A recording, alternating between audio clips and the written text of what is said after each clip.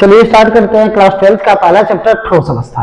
बहुत important chapter है, अच्छे से पढ़िएगा, ध्यानपूर्वक पढ़िएगा और इसको अगर अच्छे से पढ़े रहेंगे तो आगे आने वाले चैप्टरों को पढ़ने में आप लोगों को सुविधा होगी, आसानी होगी, चीजें समझ में आएंगी आपको। सॉलिड स्टेट यानी कि ठोस अवस्था के बारे में हम लोगों को पढ़ना है। तो सबसे पहले हम फोकस करते हैं अभी चैप्टर को स्टार्ट करने से पहले, पहले हम क्या करते हैं, फोकस करते हैं जो पिछली कक्षाओं में हम चीजों को पढ़ चुके हैं। जैसे पदार्थ, इसको द्रव्य भी बोलते हैं, इसकी इंग्लिश होती है मैटर।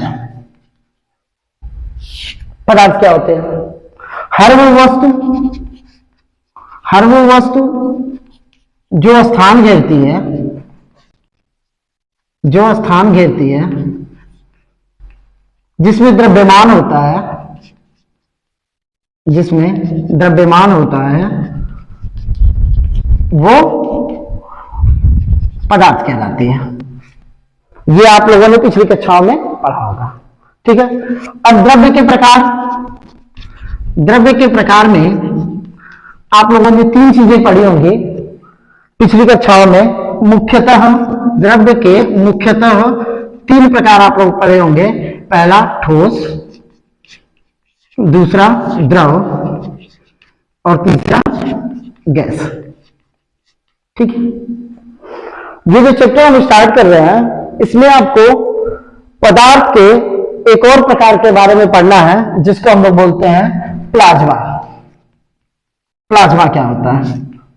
बहुत सारे बच्चे होंगे बोलेंगे कि सर आप 4 प्रकार बता रहे हैं, होते तो 5 प्रकार हैं।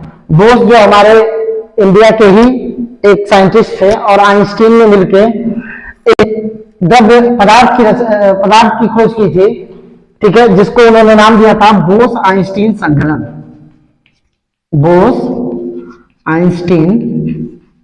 संघनन। ये आपके सिलेबस की चीज नहीं है, इसलिए इसको हम बहुत ज्यादा नहीं बता रहे हैं आपको बस पढ़ना है प्लाज्मा के बारे में और ठोस, द्रव, गैस जो पिछली कक्षाओं में आप लोग पढ़ चुके हैं, ठीक है। ठोस होते क्या है? ठोस सबको पता होगा, आकार और आयतन इसका क्या होता है? निश्चित होता है, ठीक है।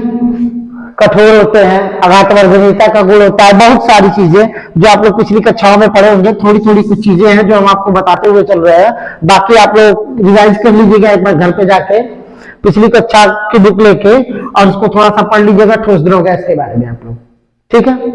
द्रव में क्या होता है? आकार अनिश्चित होता है और इसका जो आयतन होता है वो क्या होता है? निश्चित होता है। द्रव समझ रहे हैं ना? लिक्विड, ठीक है।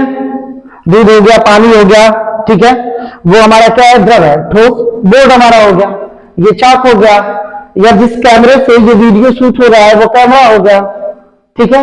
हमारे फोन में एक चिप लगी होती है, ठीक है, फोन में एक चिप होती है और उस चिप की सहायता से, ठीक है, हम वीडियोस वगैरह शूट करते हैं या कह सकते हैं कि वो फोन काम करता है। चिप जो होता है वो भी हमारा ठोस ही होता है, ठीक है। और उस चिप को हम लोग बोलते हैं सेमीकंडक्टर, अर्धचालक, जो आपके फिजिक्स में आपको मिल जाएगा, केमिस्ट्री में भी मिल जाएगा, पिछली कक्षा में पढ़े भी होंगे, नहीं पढ़े होंगे तो इस वाली क्लास में हम आप लोगों को बता देंगे। गैस क्या होता है? गैस का आकार और आयतन, ठीक है ना, दोनों निश्चित होता है, ठीक है। थोड़ी थोड़ी कुछ चीजें और हैं जो हम आपको बता दे रहे हैं। आकार और आयतन दोनों अनिश्चित होता है गैस का। तो समझ लीजिए एक एग्जांपल के थ्रू हम आप लोगों को बता दे रहे हैं। अगरबत्ती के धुएं को एक डब्बे में पैक कर लीजिए तो अभी उसका आयतन क्या है? डब्बे के आयतन के बराबर है, ठीक है। आकार क्या है? वो डब्बे के अंदर है। जैसे ही डब्बा खोलेंगे उसका आकार और आयतन दोनों बढ़ जाएगा। आयतन कैसे बढ़ जाएगा? डब्बे को जैसे खोलेंगे पूरी सुगंध आपके कमरे में फैल जाएगी। अगर वो डब्बा कमरे में रखा गया है तो समझ में आ रहा है? यानी कि आयतन बढ़ गया और आकार भी उसका क्या हो जाएगा? पहले डब्बे के आकार का था, बड़ा हो गया। तो ये हो गया एक एग्जाम्पल इसका। द्रव का क्या होता है? आकार अनिश्चित, आयतन निश्चित। आधा लीटर दूध ले लीजिए या आधा लीटर पानी ले लीजिए, कोई भी लिक्विड ले लीजिए आधा लीटर, और उस आधे लीटर दूध या पानी को, यानी कि आयतन अब क्या है? आयतन निश्चित है, आधा लीटर ही है दूध, ठीक है। तो वो आधा लीटर भरने के लिए जितनी जगह उसको लेना है वो तो लेगा, चाहे किसी भी पात्र में रख दीजिए। समझ में आ रही है चीज? थोड़ा सा और आसान भाषा में हम आप लोगों को बता रहे हैं।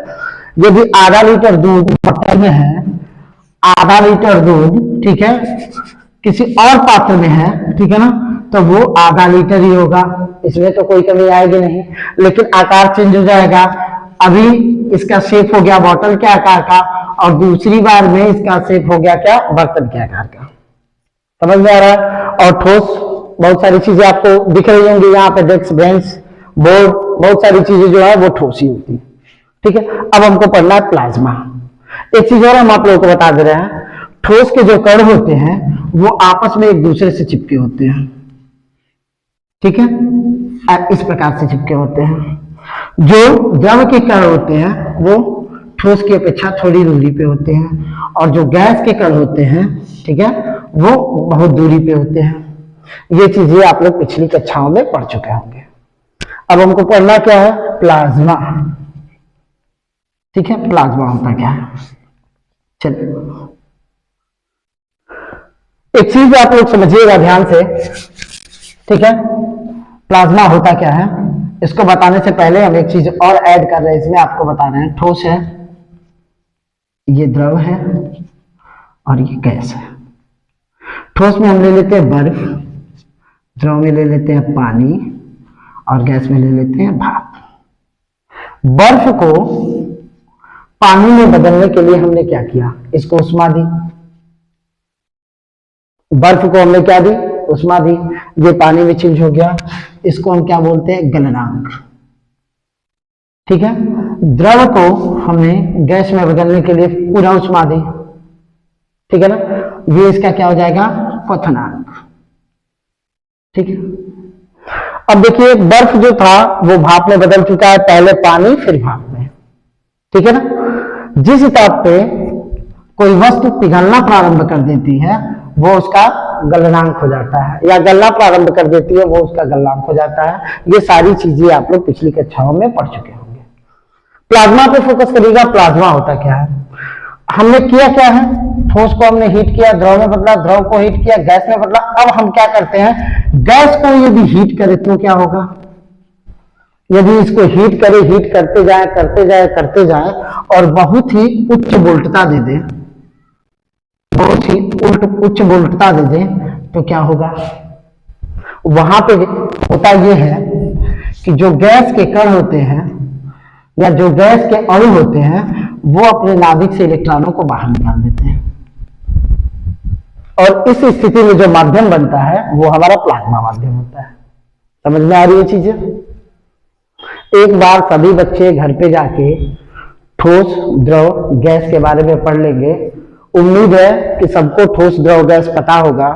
जिनको भी कंफ्यूजन होगा यहाँ पे थोड़ा सा डिस्कशन हुआ भी है ठोस द्रव गैस के बारे में, और बाकी अगर आप लोगों को कुछ चीजें नहीं समझ में आई है तो वो पढ़ के आइए, क्योंकि सारी बेसिक चीजें, हम इतनी बेसिक चीजें अगर आपको बताएंगे तो चैप्टर बहुत लंबा जाएगा। ठीक है, टाइम का अभाव है, जल्दी जल्दी इस चैप्टर को खत्म करना है हमको, तो जल्दी जल्दी पढ़ते हैं।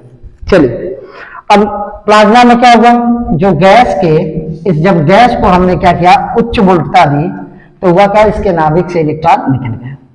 तो ये जो इलेक्ट्रॉन निकलते हैं ये हमारे होते हैं मुक्त इलेक्ट्रॉन। ठीक है, जब कभी भी आपको मुक्त इलेक्ट्रॉन देखने के लिए मिले, ठीक है, तो आप समझ जाइएगा इसमें दो गुण उत्पन्न हो जाते हैं मुक्त इलेक्ट्रॉनों के कारण उस पदार्थ में। पहला है चालन और दूसरा होता है रंग। चालन यानी देते विद्युत का चालन, ठीक है ना, और ये रंग यानी कि उसमें रंगा। प्लाज्मा, जब भी प्लाज्मा माध्यम बनेगा तो वहां आपको कलर देखने के लिए मिलेगा, ठीक है ना, और वहां आपको विद्युत यानी कि बहुत ही उच्च वोल्टता देखने के लिए मिलेगी, बहुत ही ज्यादा उष्मा आपको देखने के लिए मिलेगी। ठीक है, अब आपको ये समझना है कि ठोस द्रव गैस, चलिए हम लोग देखते भी हैं, जानते भी हैं, समझते भी हैं, इन सब चीजों को हम लोग बहुत पहले से पढ़ भी रहे। ठोस हमको समझ में आ रहा है, ये ठोस है, द्रव हमको समझ में आ रहा है, गैस हमको समझ में आ रहा है, प्लाज्मा अभी आपको समझ में नहीं आ रहा होगा कि ये माध्यम होता कहाँ। हम बताते हैं ये माध्यम होता क्या, कहाँ पे। वायुमंडल में जब दो बादल आपस में टकराते हैं तो वहां पे गैस होता है, गैस माध्यम होता है। और इन दोनों बादलों के टकराने से क्या होता है, बहुत ज्यादा घर्षण, और घर्षण के कारण, दोनों बादलों के आपस में टकराने से या घर्षण होने के कारण बहुत ज्यादा उष्मा उत्पन्न होती है, बहुत ही ज्यादा उष्मा उत्पन्न होती है। ठीक है, और जैसे वहां पे उष्मा उत्पन्न होती है, ठीक है, तो होता क्या है, वायुमंडल में गैस होती है। ठीक है, उष्मा उत्पन्न हुई, सीन आ गया हमारा क्या, प्लाज्मा वाला माध्यम हमारा हो गया प्लाज्मा। ठीक है, तो वहां पे मुक्त इलेक्ट्रॉन बनेंगे, और इन मुक्त इलेक्ट्रॉनों के कारण क्या होगी, बिजली उत्पन्न होगी, और उसी माध्यम से बिजली हमारे पृथ्वी पे आती है। समझ में आ रही है चीज?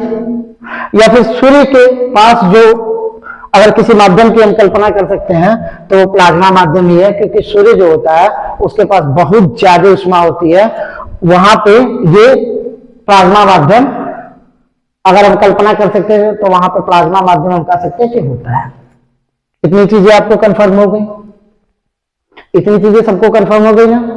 चलिए अब आगे कुछ बताते हैं। चलिए,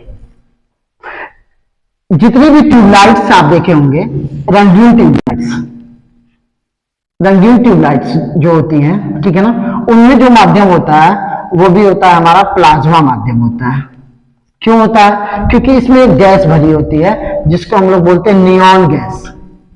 ठीक है ना, ये गैस भरी होती है, और जब हम इसमें वोल्टता यानी कि जब हम इसमें धारा प्रवाहित करते हैं, ठीक है ना, तो गैस बनी होती है, धारा प्रवाहित कर रहे हैं, तो यहाँ पे हम वोल्टता को सेट कर देते हैं, तो इसका जो कलर होता है वो रंगीन हो जाता है। तो यहाँ पे भी जो माध्यम होता है वो हमारा क्या होता है, यहाँ पे भी जो हमारा माध्यम होता है वो हमारा होता है प्लाज्मा माध्यम। वो साइंस टीम आपको पढ़ना नहीं है, आगे कभी पढ़ना होगा आगे की क्लासों में, तो फिर देखा जाएगा। इसको अभी आपको नहीं पढ़ना, आपको बस इतना ही पढ़ना था, ठोस क्या होते हैं, द्रव क्या होते हैं, गैस क्या होते हैं, द्रव्य क्या होते हैं, पदार्थ क्या होता है, प्लाज्मा क्या होता है। ठीक है, अब इसके बाद हम लोग पढ़ेंगे कि ठोस के प्रकार क्या होते हैं। ज्यामिति के आधार पे ठोस कितने प्रकार का होता है, तो ज्यामिति के आधार पे अभी हम बता दे रहे हैं थोड़ा सा आपको, फिर इसको आगे बताते हैं। ज्यामिति के आधार पे ठोस जो होता है वो दो प्रकार का होता है। पहला होता है क्रिस्टलीय ठोस और दूसरा होता है अक्रिस्टलीय ठोस, क्रिस्टलाइन सॉलिड और एमॉर्फस सॉलिड। इन दोनों के बारे में हम आपको आगे बताएंगे।